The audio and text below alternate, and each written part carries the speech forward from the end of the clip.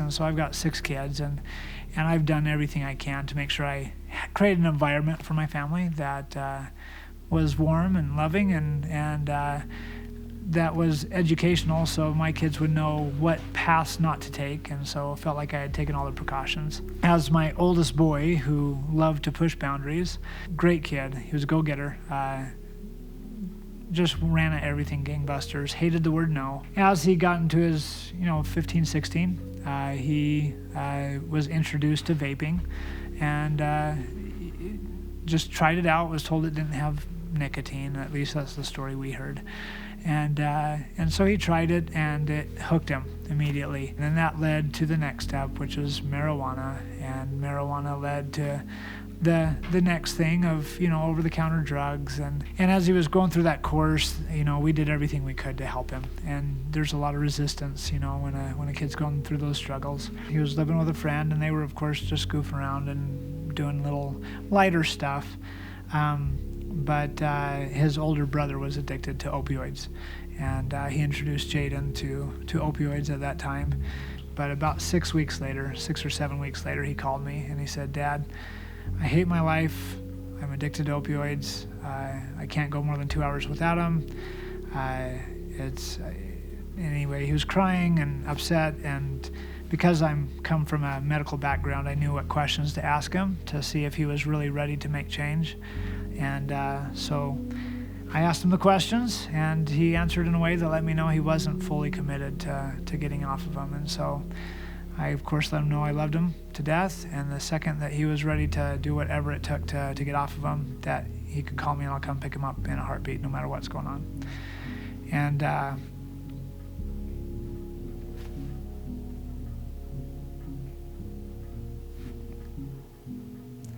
And so a week later, on my birthday, September 13th, he called me. That was September 13th, 2020. He called me, and he was broke down. He was bawling, and he just said, "Dad, I hate my life." And I asked him the same questions again. Of course, he didn't know why he was asking the questions. I knew. But at that moment, I knew he was absolutely ready to be done. He hated everything about his life, and he wanted a do-over, is what he wanted. And so I said, "I'm coming to get you." And he says, "No, I got a ride." And so he got a ride home. And so it was about 6 hours by the time he got to the house, and he was pale as a ghost, looked not alive. And we just took him into the bedroom. We had the bed ready for him. We had quilts and blankets, and I think 7 quilts in total. And he went straight to the bed. We got him water. He couldn't even drink at that moment, but laid down and ended up sweating more than I've seen any human sweat for about 3 days. It was a terrible, terrible process, painful process. And so we comforted him through those 3 days. And then for the next week and a half, the only place he was comfortable was driving in a car. So my oldest daughter, myself, and my wife just took shifts 24 hours a day for a week and a half, driving him all over the White Mountains. And just because that was where he could be comfortable, and he just talked. He just talked the whole time, and it was awesome to get to know my son again. He had a girl that he had been his girl, even though she wasn't his girlfriend, had been his girl since we moved up here about 8 years ago.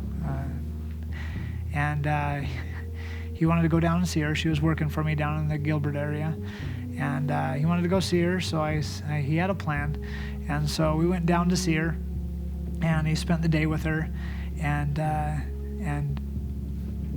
at the end of the day, he asked her to be his girlfriend, and that was a commitment. He told us that he wasn't going to ask her to be his girlfriend until he knew that he could be strong. But the hard part of this is at lunch, he was free. He was with her or me the whole day, except for at lunchtime. We were both tied up in things, and so he had a free hour, and he happened to text his friend, and his friend came over and hooked him up and gave him a pill, and he kept it, I'm sure, in his pocket or wherever he kept it, but he kept it, and I'm sure he struggled with that throughout the day, whether, just that fight. He drove the rest of the way home. We got home, and he gave me a hug, said he loved me, and told his mom he loved her, and then he went to bed. In the morning, we woke up and the bathroom door was locked, and I had to break down the bathroom door and found him on the floor.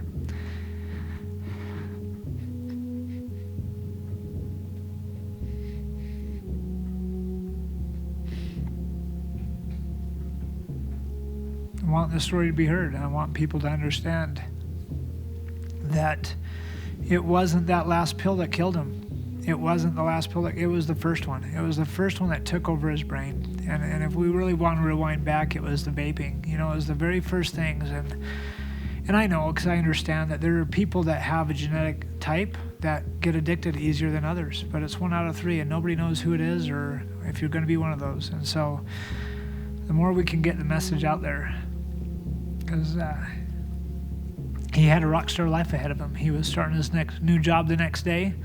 I'm sure in his mind he was just like, I'm going to have one last hoorah. You know, it's like somebody who's quitting sugar. You know, they got to, you're drinking Dr. Pepper, whatever it is, they got to finish all they can that last day so they can start their next day. And I'm sure that's what was going through his head, because he had a clear mind as to what he wanted in life.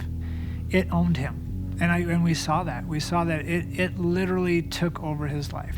It controlled him in a way that is different than the drugs that we grew up with. You know, the things that we grew up with were a whole different ballpark. Opioids are so potent and also so loosely, they're not even, there's no governing. They're just made in vats in Mexico, and you have no idea what the dosage is that you're getting, and there's a whole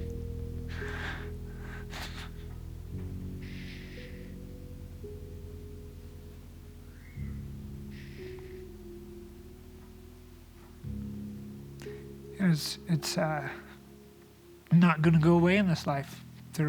It's just a hole. It's pretty cool.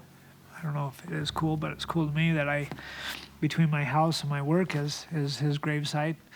And so I get to go by there daily, and it just serves as a daily reminder of what's important in life. And I stop by quite often, and I would say that's what I do, is I express love.